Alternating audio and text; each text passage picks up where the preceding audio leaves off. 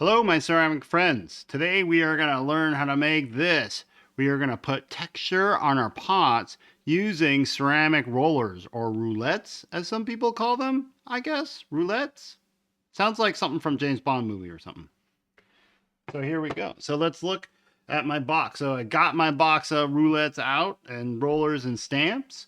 And let's pick a couple here that we can use. So I got some that I've made on their Bisqueware. I got these guys, but today we're going to use these MKM rollers. And these are just really fun to get out every once in a while and kind of take for a spin. Look at those babies. Those are awesome. So I'll set this box aside.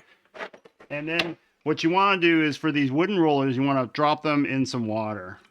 So, and because otherwise they'll stick when you roll them onto your clay. All right, so here I'm going to make a cup.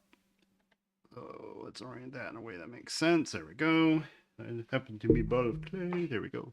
So this is a little bit over a pound, maybe a pound, 1.2 pounds, right? If you want to be exact, this is 1.2 pounds. So I'm going to throw myself a cylinder. Now, because I know I want to roll this and use the stamp on there, I'm gonna leave the cylinder thicker than normal, and I'm gonna make the cylinder really narrower than I would if I was just gonna go for a straight cup. And I'll explain why when we get there. But first of all, we just want to go to center it up. Here we go. So I'm just kind of what I would just say, like just smashing it in the center. I'm not really finessing this into the middle, right? So I'm just kind of forcing it in, basically. There we go. So this is a little bit more clay than the way I would normally do a cup, but I wanted to make a slightly bigger one today. So push that down. So normally I would start with a pound of clay for a normal size cup like those other ones, but I'm going to go for one that's a little bigger. All right, so there's my mound. So because I know that I'm going to make what I'm going to make, so whenever I'm working on the wheel, I'm always thinking about what I want to make in the end.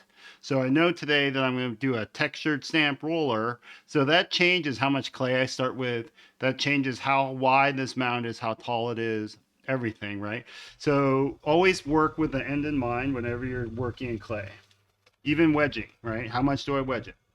So go down and then pull out.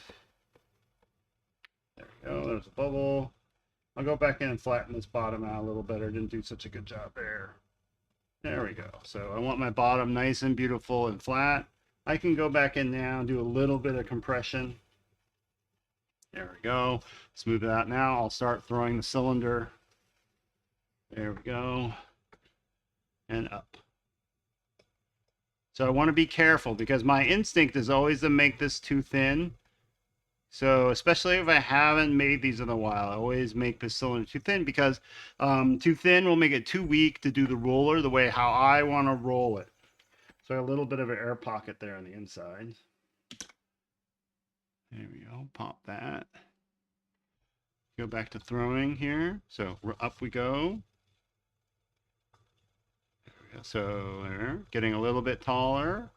Always working with the end in mind, right? For me, that's what I'm always thinking. So right now I want an even cylinder. That's my goal. I want an even thickness from top to bottom. So let's just peek in and see. So that's looking pretty even. It might be just a little bit thicker down at the bottom.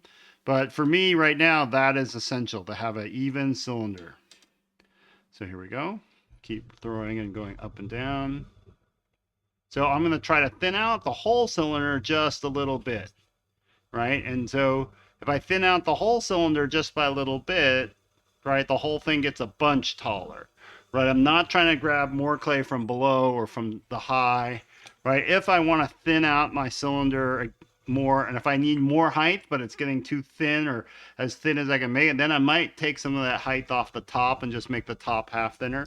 But for right now, I'm just trying to thin out the whole thing. One more time, raising up. So I'm getting close to what I want, so I need to take it easy here and how much I thin this out. Because if I thin this out much more, it'll be too thin for me to do what I want to do. So I'm taking it really easy on this throw. I'm just trying to tidy up everything, and I'm hardly pressing at all right here. There we go. So I got the height that I want. So I started with the amount of clay that I want. I'm going to color this in just a little bit. There we go. So that's a pretty good cylinder. So now I'll first go in here and clean up the inside. So let's see if we get a good shot of how the inside looks. The inside looks pretty good, right? So I'm just going to go in there and clean up the water here. It's hard for me to get my hand in there. So I have this guy here, one of these sponges here on a stick thing. So I might use this guy here to kind of drop down inside to help clean that out. Let's just squeeze this out once. Because I can't, it's hard for me to reach the bottom, right? So clean that out on the inside, make that inside really good. Then I'm going to rib it inside and outside um, with 2 ribs. So I clean up the outside and inside and smooth out all the lines. And then I'm going to also, that scrapes off all this wet slip. So I'm going on the opposite sides of each other. Now these are just the 2 ribs that I picked up. I usually probably wouldn't use 2 ribs this big, especially on the outside. So scrape off that scoop. I'm going to switch to a slightly easier one for me to use on the outside here. There we go. Better. Scrape, scrape, scrape, scrape, scrape, scrape, scrape, scrape, scrape. So my cylinder looks like it's about ready.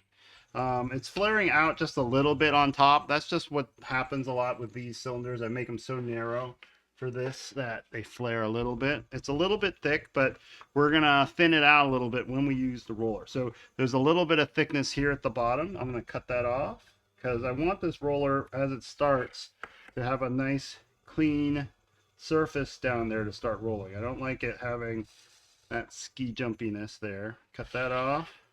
That was a lot, goodness. Then I'm going to undercut this some, just a little bit, because I like having a little bit of undercut. It makes it easier for me to start my roll. And it makes a clean start for the roll when I start rolling up. All right, so now I'm just going to do a little bit of tidying up here. Then let's get the roller out that I want to use. I think I want to use that guy there. So you can see that it's really wet and waterlogged. I want to make sure it stays that way. So maybe every other time I roll it up, I'll dip it back into the water. So what I do is I put this guy right down here at the bottom, and then on the inside, I'll reach in, and with this hand, I'll push back against the roller as it rolls up. Now you'll see that I'm really going to mess this cylinder up, right? As I do this, the cylinder is going to get super distorted.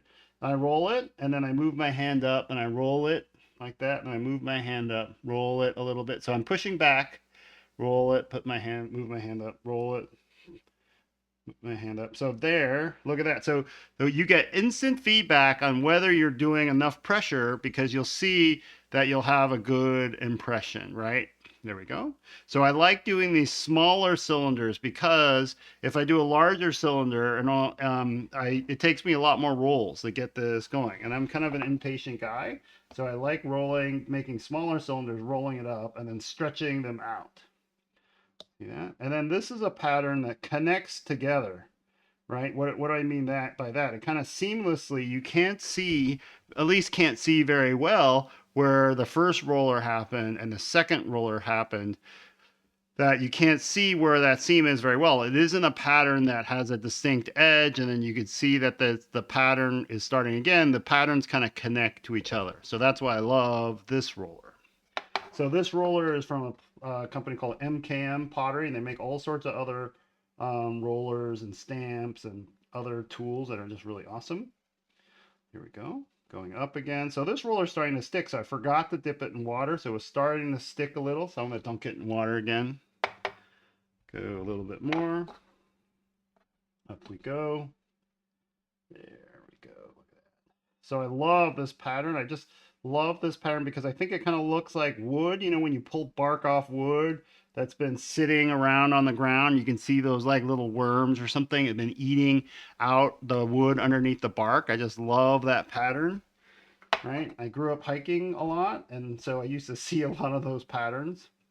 So I love this pattern. It just kind of looks really good. MKM makes a lot of different patterns, like tons. And usually there's patterns, there'll be at least one pattern that you'll like there, right? So I like these patterns that link together like this and kind of form one seamless big patterns, but they also have patterns that are very geometric and other things. They have flower patterns and all sorts of other things so no matter what your taste, you're going to find something there. I find it just awesome. Their selection is incredible. So here we go. There we go. Done. So now that I have that outside of that cylinder patterned all the way up, but boy, does that cylinder look bad, right? I have totally mangled that. So how does that turn into something like this? Because this did look like that, right? So now what I do is I just stretch it out because don't worry, right? Because I mean, as ceramics, as potters, as wheel throwers, I've always been taught, to make a good cylinder that's even, that's straight, that's level, doesn't have bumpy. I have just undid all that beautiful, even non-bumpiness. But that the bones of that cylinder, the even cylinder, are still within this lumpy, messed up looking cylinder. I just need to kind of bring those qualities back in. And so I just do that by slowly stretching it out. So here I'll just go like this and just straighten her out like that. And you can see how quickly that kind of pops back into mostly roundness. It's still uneven. And then I just take my rib and I just slowly push down, right, and make this round, and I stretch it into something round. This is the reason why I throw these cylinders to begin with so narrow, because I need to be able to stretch it back into round to make it round again. Because if I leave it like this, that's not very exciting for me. So here, I'll just push this out like this, slowly, slowly, slowly. I won't hold steady against here, just like as if you are centering, right? So, you're centering, you don't let yourself move around with the clay. You try to hold still as the clay pushes back against you. That's what I'm doing here. I'm trying to kind of recenter this a little bit, except through my rib, right? By holding my rib steady on the inside. So you can see it already looks way better, right? So now I start worrying about form. How does the form look? What do I want to get out of this? What kind of shapes do I want? One thing actually I do right now though is on the inside. If we look on the inside, I often get like a strange little transition area down there, right? Where I can't really jam my hand in there to fix that area. So what I use is this. I use a throwing stick right here. I'll dip it in water, and then I use this kind of like I normally, if this were a normal pot, I would get my hand down there, finger, and smooth that out. But here we go. We'll do it this way with my throwing stick. You'll see it goes in there. See if we can get a little bit better angle here. So I'm going to stick it in here while it's going around and just kind of push that corner out there to make that transition between the floor and the wall look better, right? I could also use this like the way how I'd use a finger to help smooth out the bottom, okay? Because I can't reach my hand in there anymore because it's just too small, so I can just use this. If I mess up the bottom from all that rolling and other stuff, I can use this a little bit to smooth out the bottom because I really like that transition there at the bottom to look good. Part is done. Let's go back up to look at the outside again. So you see how that really filled out that space there? So I like to do that part early. Now I'm going to start creating the form that I want so that it kind of looks like what I want it to be, right? So here, I don't get to touch the outside again, because if I touch the outside, this is just wet clay. I'm going to smear my design. So I have to do it all from the inside. So I'm going to push the form out into the form that I want it to be.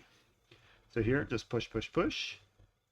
Like that. So I like these pots with a little bit of belly, but it's up to you. You have to figure out what you want it to be. So for me, right, I only get to push outward. So that's another reason why I want to start with a kind of narrow cylinder. If I start with a cylinder that's too wide, I can't push the cylinder back in to make a narrower spot.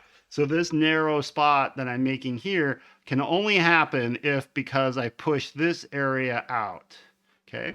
I also like the way how the pot looks when it gets pushed out, because it stretches this design out just a little bit. So it loses some of that mechanicalness that sometimes come with some of these stamps, that it looks a little bit too rigid, a little tight. By pushing this out, the pattern here has started to expand a little bit and change, and then it kind of starts coming back together again. It makes it look really nice, I think. Has a good flow. So here, I'm just stretching this out. I think that's looking pretty good. So let me cut my rim off just to see how it looks, because oftentimes cutting off the rim changes the feel of the pot. So here I'm going to cut off the rim, right? Because that will help tidy up the whole thing. There we go. So in general, that's looking pretty good. I'm pretty happy with that. Let me get my sponge and fix. So now I just want to wet this rim up, and let's just see how it looks if I now get the rim to look a little better, a little thinner there. So here I have my chamois. I'm just going to tidy up the rim, and then we're almost done. Right, so I like smoothing out this very top of the rim just because that's where your lips are going to meet. So I like to create a little bit of a smooth area there. Like, there's all sorts of ways I could finish this, right? I could even try to do a rolling around the rim, but in this case, I think that would be super inappropriate. I want a smooth rim because that's where the lips are going to be touching of the person. There we go. And then let's just do a little bit more shaping because I'm not quite sure I like that there's just not quite enough belly there. So for me, I'm going to push this out just a little bit more. There we go. Done. All right, that's my pot. And then so you'll see here, I'll show you some examples of how they look after I trim them. So here's some that I trimmed. This is another stamp. Ooh, look at that stamp. That stamp is awesome, right? So I think that stamp is this stamp here, right? So you can see how much that pattern is opened up, right? That's a really nice one. Let's see here. So then this is this stamp here, that roller there. Let me see if I find it here. This one is, I made this bowl, is this one here. Right, you see that? So that is that stamp there. That is awesome. I like doing this stamp on bigger things because that pattern is bigger. So you can see that they sell these stamps in a couple different sizes. They have these kind of small ones, which are kind of cute and nice. Then they have this size one, which is a little bit bigger. And then they have these mama size one, which does that big pattern. And then let's see, this one. This is one of these sizes. This is the stamp here. Hard to get on camera there. Pretty cool. All right. Thanks a lot, everyone.